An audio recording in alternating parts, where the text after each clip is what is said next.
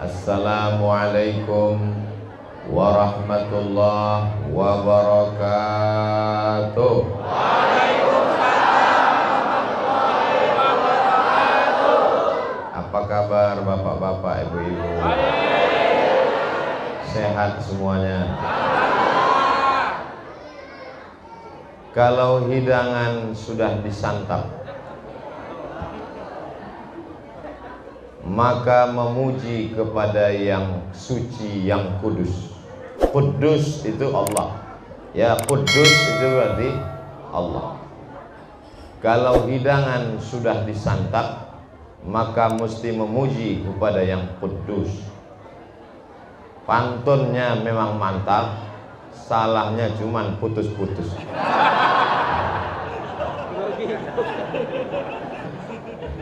Jadi pantun itu biasa memang dibuka di awal supaya suasananya cair. Itu pembawa acaranya, Masya Allah, tabarakallah. Mudah-mudahan panjang umur. Alhamdulillahi Rabbil Alamin. Wassalatu wassalamu ala ashrafil anbiya'i wal mursalin Sayyidina wa maulana wa syafi'ina Muhammadin wa ala alihi wa sahbihi wa man tabi'ahu ila yaumiddin. Yang sama-sama kita hormati guru kita semua, Al-Mukarram, Al-Ustaz Kiai Haji Abdul Syukur, matta'anallahu bituli umri, sahibul hajat, tokoh masyarakat Bapak Haji Syamsuddin beserta keluarga beserta seluruh jamaah yang tak dapat saya sebut satu persatu. Insya Allah semuanya dimuliakan Allah Subhanahu wa Ta'ala. Amin ya Rabbal Alamin. Sekarang kita sedang berada di bulan Februari, bertepatan bulan Rajab. Di bulan Rajab itu ada momen besar yang luar biasa bernama Isra Mi'raj. Selesai Rajab masuk bulan Sya'ban, ada lagi luar biasa bernama Nisfu Sya'ban. Selesai Sya'ban masuk Ramadan, ada lagi luar biasa bernama Nuzul Quran. Selesai itu masuk di bulan Syawal, ada lagi momen luar biasa halal bi halal. Momen-momen ini sebenarnya diciptakan Allah untuk menjadi titik temu di antara kita. Maka kalau ada acara, hadir, datang, duduk, diam, dengar. Ngantuk-ngantuk dikit dapat pahala.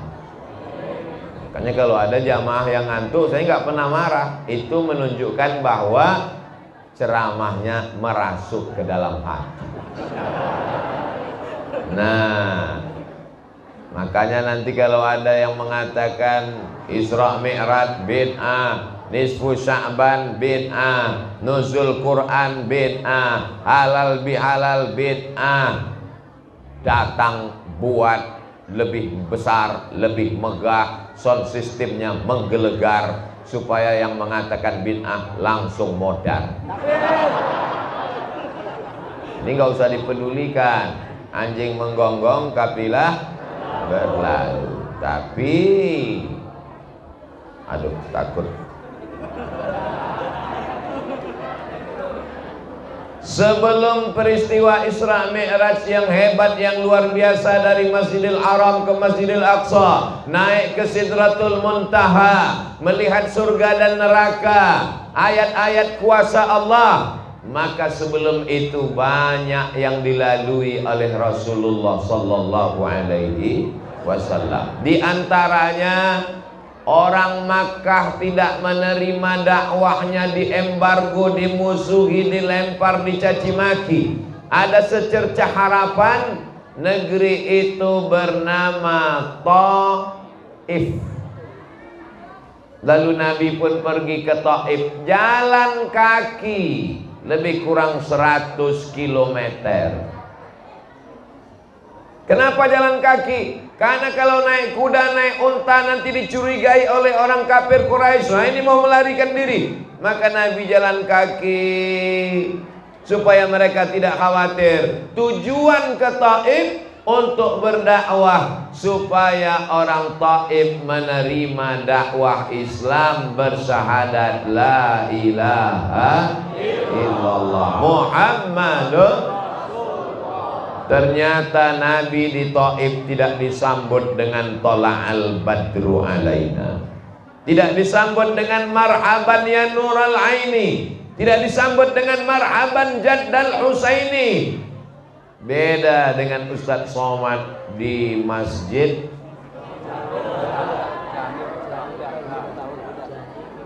Miftahul Huda.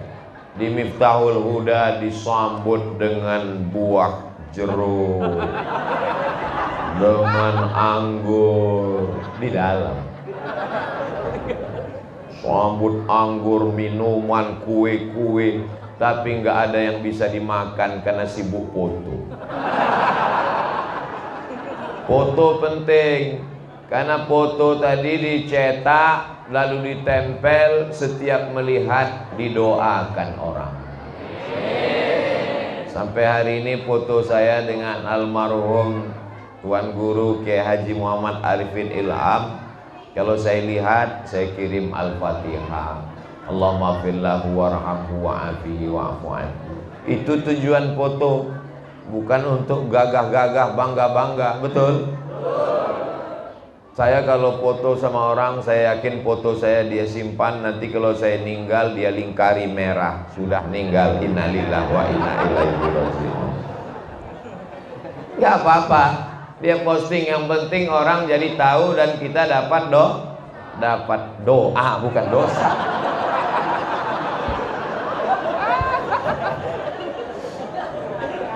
Sampai ke Taif, apa yang dilakukan mereka?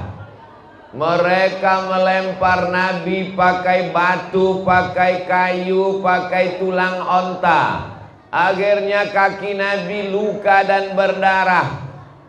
Terompah sendal basah karena darah Nabi yang luka. Nabi berlindung di balik bukit.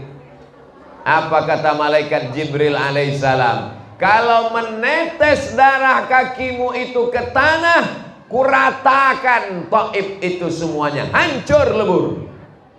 Lalu apa yang dilakukan Nabi? Nabi mengusap darah kakinya supaya jangan sampai darah itu menetes ke tanah. Andai saya yang jadi Nabi waktu itu, wahai Abdul Somad, kalau sampai darah itu menetes ke tanah, maka akan kumatikan semua buzzer dan haters yang mencacimu.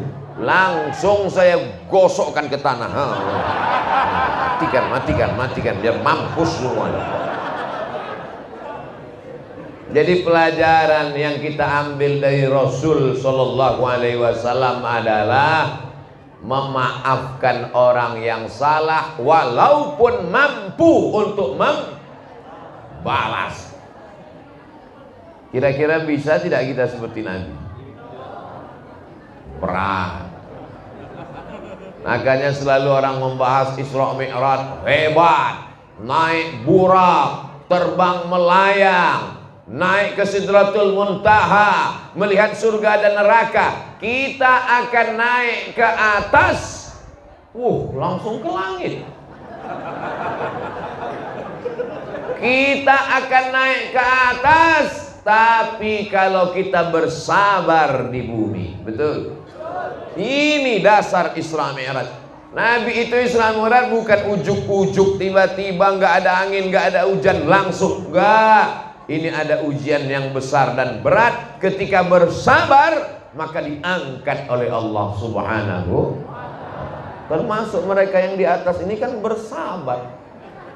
Bersabar nggak dapat tempat di bawah, diangkat ke atas. Berproses naik tangga.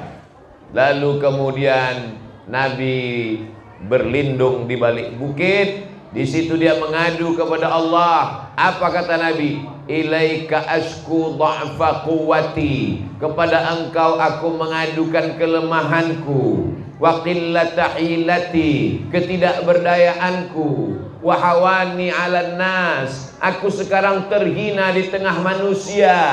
Mereka merendahkan, menjatuhkan aku, ya Allah. Lalu kemudian apa yang terjadi? Datang malakul jibal. Malaikat. Malakul jibal, malaikat penjaga gunung-gunung. Jadi seluruh jibal, gunung-gunung itu ada satu malaikat khusus yang ditugaskan menjaganya. Tapi jangan gara-gara ini lalu anak muda naik ke bukit mau ketemu malakul jibal. Datang malakul jibal mengatakan, ada dua bukit yang besar di kota Makkah. Satu Jabal Abi Qubais, satu Jabal Qu'ayqi'an. Wahai Muhammad sallallahu alaihi wasallam, tunjukkan bukit yang paling besar di kota Makkah, akan aku cabut, aku timpakan ke orang Taif yang mengejek, melemparmu, rata mereka semuanya dengan tanah. Andai kita yang jadi nabi waktu itu. Hai Abdul Somad, tunjukkan mana gunung yang paling besar, akan aku cabut, kutimpakan ke mereka. Langsung, segera, jangan pakai lama. Tapi Nabi Muhammad sallallahu alaihi wasallam, apa kata beliau? Asallah an yukhrij min aslabihim man ya'budullah wa la yusyrika bihi syai'a. Ya Allah, keluarkanlah dari tulang sulbi mereka anak cucu yang akan menyembah Allah dan tidak mempersekutukan Allah dengan apapun. Akhirnya barokah doa Nabi, orang Taif 100% masuk Islam. Jadi kalau bapaknya musuh kita, cucunya salah apa enggak? Tapi kenapa kita marah sampai 7 turunan? Aku doakan kamu beserta anak cucumu 7 turunan jadi monyet. Nabi doanya, asallah an yukhrij min aslabihim, keluarkan keturunan mereka, man ya'budullah, menyembah Allah, wala yusyrika bihi syai'an, dan tidak mempersekutukan Allah. Akhirnya sekarang negeri Taif itu indah luar biasa. Mudah-mudahan panjang umur, sehat badan, kita bisa umroh dan mampir ke Taif. Di Taif itu subur, dingin, ada wortel, ada timun, ada bunga-bunga seperti puncak, indah. Dan sekarang semuanya sudah muslim, bersyahadat, asyhadu an la ilaha illallah wa asyhadu anna muhammadan Rasulullah. Ini pelajaran dari Taif. Lalu Nabi Muhammad SAW pun pulang dari Taif. Dalam perjalanan pulang, Nabi membaca Al-Quran. Ketika sedang baca Quran, turun surat juz 29, namanya surat Al-Jin. Qul uhiya ilayya annahu istama'a nafarum minal jin. Ada beberapa orang jin. Kok beberapa orang?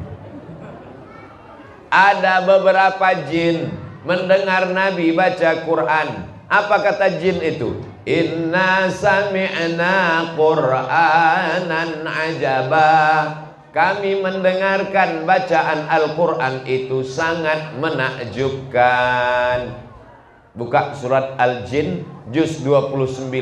Itu turun pada saat Nabi Muhammad pulang dari Taif. Orang Taif tidak beriman, manusia tidak percaya, tapi ada satu makhluk Allah. Makhluk ini dua. Wa ma khalaqatul jinna wal insa alladzi yuwaswisu fi sudurin nas minal jinnati wan nas. Manusia tidak beriman, tapi ada jin yang masuk Islam. Itulah disebut dengan jin muslim. Jin terbagi dua dalam surat Al-Jin. Wa anna minnal muslimun wa minnal qasitun. Kami ada yang muslim, kami ada yang kafir. Yang baik namanya jin muslim, yang jahat namanya jin kafir. Yang muslim, ulaika taharraw rasyada, mereka selalu mencari jalan yang lurus, bukan jalan tol. Sedangkan yang kafir, kanu li jahannama hatoba, mereka akan menjadi bahan bakarnya api neraka. Jadi walaupun dia jin, tapi nabinya tetap Nabi Muhammad sallallahu alaihi wasallam. Apa pelajaran dari sini?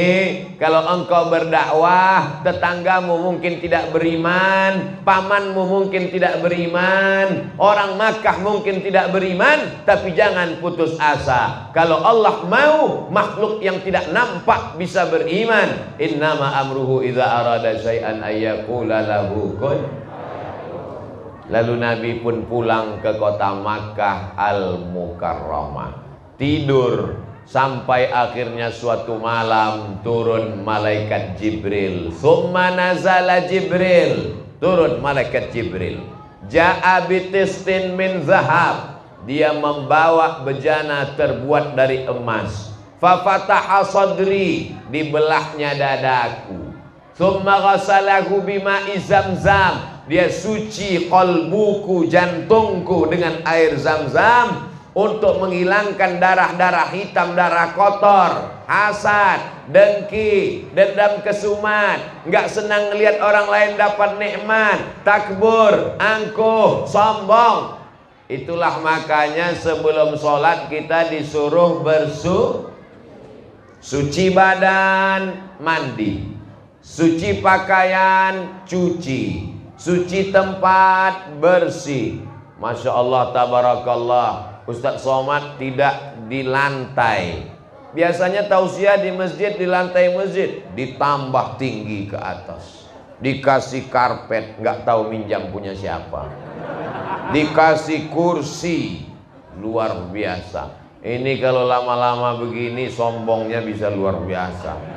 Datang disambut tola al-badru alaina, tangannya dicium, dikawal, dihormati, dimuliakan, lalu kemudian disediakan. Tapi ini sementara 60 menit. Begitu tausiah selesai, kursinya diangkat. Gak mungkin saya duduk selamanya di sini. Kalau saya duduk di sini, diangkat sama-sama kursinya sekalian. Hilangkan dengki, hilangkan hasad, hilangkan busuk hati, hilangkan syirik, hilangkan nifak. Di mana letaknya? Letaknya di ala fil jasadi mudghah, ketahuilah di dalam jasad itu ada sekepal, ada segumpal. Idza sholahat sholahal jasadu kulluh, kalau yang sekepal, segumpal ini baik, maka seluruh tubuh menjadi baik. Wa idza fasadat, kalau dia rusak, maka seluruh tubuh ikut menjadi rusak. Ala wahyal qalb, dia adalah hati. Bukan hati Pak Ustadz, qalbu itu jantung, dia adalah jantung. Bukan jantung Pak Ustadz, dia adalah hati. Ya udah, biar damai, jantung hati. Jantung qalbu, kalau hati liver. Nanti pergi ke rumah sakit, ke dokter, di kamar dokter ada patung manusia yang isinya anatomi, ada usus besar, ada usus kecil, ada ginjal, ada perut, ada lambung, ada jantung. Jantung yang sebelah kiri seperti jantung pisang. Kenapa disebut jantung? Karena bentuknya seperti jantung pisang, besarnya sebesar genggaman. Anak bayi genggamannya kecil, jantungnya sebesar itu. Orang besar tangannya gede, jantungnya sebesar itu. Jantung Abdul Somad sebesar ini, berdegup, berdetak di dalam, terasa. Itu jantung orang yang normal. Tapi kalau banyak utang, apalagi tahu ada suara motor datang, debit kolektor, Makanya orang yang hatinya gelisah, meninggal mendadak, selalu disebut kena serangan jantung, bukan serangan Rusia ke Ukraina.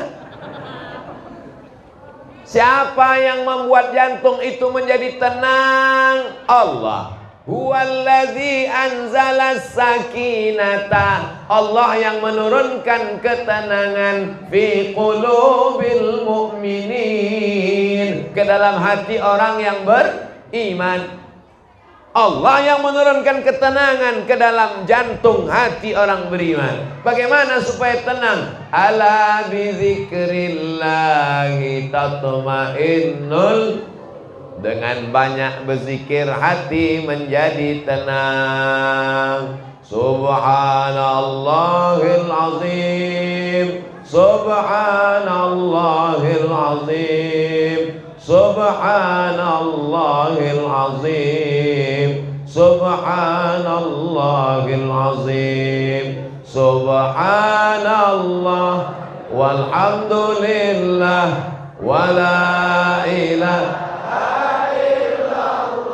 wallahu akbar wala haula wala quwwata illa billahil aliyyil azim. Subhanallah, alhamdulillah, la ilaha illallah, Allahu akbar, la haula wala quwwata illa billah. Afdalu dzikri fa'lam annahu la ilaha illallah. Kalau sempit terasa dunia, makhluk membencimu, tetangga memusuhimu, keluarga menyepelekanmu, orang mencaci maki, sumpah serapahmu, pejamkan mata, berzikirlah kepada Allah. Tidak ada tempat mengadu kecuali kepada Allah. Jangan ngadu ke Facebook.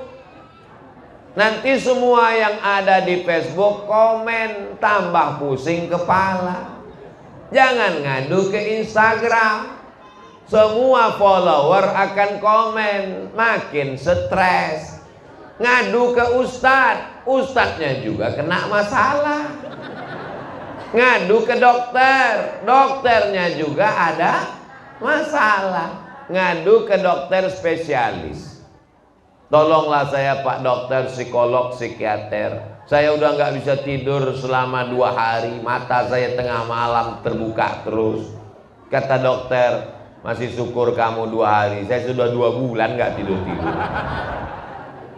Mengadulah kepada Allah, meminta, memohon kepada Allah. Ambil air wudhu, sholat sunat 2 rakaat, usolli sunnatal hajat raka'ataini lillahi ta'ala. Allahu akbar. Masalahku ini besar, engkau lebih besar. Allahu akbar kabira. Aku sekarang tidak dipuji-puji orang, karena pujian hanya milikmu. Walhamdulillahi katsira. Namaku sudah dijelekkan orang, dicaci maki, karena memang yang suci cuman engkau. Wa subhanallahi bukratan wa asila. Aku tidak menghadap ke Pak Camat, aku tidak menghadap ke Pak Bupati, aku tidak menghadap ke wali kota dan gubernur, aku tidak menghadap kepada siapapun. Aku menghadap hanya kepada engkau. Wajjahtu wajhiya lilladzi fataras samawati wal arda. Aku berserah diri kepada engkau, hanifan musliman wa ma ana minal musyrikin. Semuanya kuberikan kepada engkau. Inna solati wa nusuki wa mahyaya wa mamati lillahi rabbil alamin. Aku tidak mempersekutukan engkau. Aku tidak duakan engkau dengan manusia. Aku tak duakan engkau dengan hewan. Aku tak duakan engkau dengan kayu, batu, hantu. Tidak ada kecuali hanya engkau. La haula wala quwwata illa billahil aliyyil azim. Tempelkan keningmu ke lantai, berbisik ke bumi, maka suaramu akan didengar oleh malaikat-malaikat di langit. Katakan puji Allah, subhana rabbiyal a'la wa bihamdi, subhana rabbiyal a'la wa bihamdi, subhana rabbiyal a'la wa bihamdi. Minta kepada Allah. Kalau tidak bisa pakai bahasa Arab, pakai bahasa Indonesia. Bahasa Indonesia nggak bisa, pakai bahasa Jawa, bahasa Sunda, bahasa Batak, bahasa Bugis, bahasa Minang, bahasa Makassar. Minta kepada Allah, tolong aku ya Allah dalam hati. Maka insya Allah, Allah akan menurunkan ketenangan ke dalam hati. Tidak ada jalan lain. Sekarang orang stres pakai sabu-sabu narkoba, ditangkap polisi. Stres makan pil anjing gila, ditabrak truk, nggak mati, setengah mati. Kalau mati selesai masalah. Ini tidak mati, menimbulkan masalah baru. Yang sebelumnya yang susah cuman dia, sekarang menyusahkan keluarga dan tetangga. Maka tidak ada jalan lain kecuali kembali kepada Allah Subhanahu wa ta'ala. Setelah dibersihkan hatinya, wajah bersih. Idza qumtum ila shalah, kalau kamu mau salat, faghsilu wujuhakum, bersihkan wajah. Orang Islam wajahnya bersih, kena air wudu. Jangan sampai mata kotor, bersihkan. Sebelum ceramah bersihkan. Jangan sampai ceramah jamaahnya senyum, ustadznya senyum, rupanya jamaahnya senyum melihat taik mata sebesar bakso. Bersihkan. Wa aydiyakum ilal marafiq, tangan sampai siku bersihkan. Wamsahu bi ru'usikum, kepala sampai telinga bersihkan. Wa arjulakum ilal ka'bain, kaki sampai mata kaki. Kalau ada yang tidak kena air wudhu, kelingkingnya masuk, celah-celah airnya jalan. Jangan sampai wailul lil aqab, celaka tumit, karena tumit tidak kena air. Hidupkan keran yang kena air cuman sini, tumitnya tidak. Celaka tumit, digosok, karena ada orang yang kulitnya seperti daun keladi, disiram air nggak basah. Ada kan? Siram nggak basah, digosok lagi, digosok. Nggak juga, pakai kertas pasir supaya habis. Jangan sampai kita sholat, teman kita di belakang ngelihat, itu di tumitmu belum kena air. Kenapa? Ada cat sebesar ujung kelingking. Mau Idul Fitri ngecat pagar, rupanya tumpah kena. Wuduknya tidak masuk ke kulit, maka tidak sah. Perempuan wuduknya tidak masuk ke kuku karena pakai kutek. Kutek itu cat, nggak masuk ke dalam. Tapi sekarang banyak juga yang mirip kutek, rupanya bukan kutek. Mahasiswi, kenapa kamu pakai kutek? Ini bukan kutek Pak Ustadz. Kenapa hitam? Ini namanya black henna. Di atas black henna, di bawah black daki. Karena kukunya panjang. Jangan kuku panjang, karena kuku panjang air wudhu bisa tidak masuk. Dulu waktu di sekolah hari Jumat pagi pemeriksaan kuku, diperiksa satu-satu. Naik ke atas, dipukul pakai mistar, pakai roll kayu. Zaman sekarang ini tidak ada. Kenapa? Karena belajarnya online. Gimana mau memeriksa kuku pakai online? Belajar online yang nampak setengah badan, pakai jilbab, pakai baju, bawah pakai celana pendek. Online nampaknya rapi, bersih, nggak berkedip, rupanya dia pasang pas foto, orangnya tidur di belakang. Pendidikan online tidak menghasilkan apa-apa, tapi daripada tidak belajar sama sekali, mudah-mudahan COVID ini segera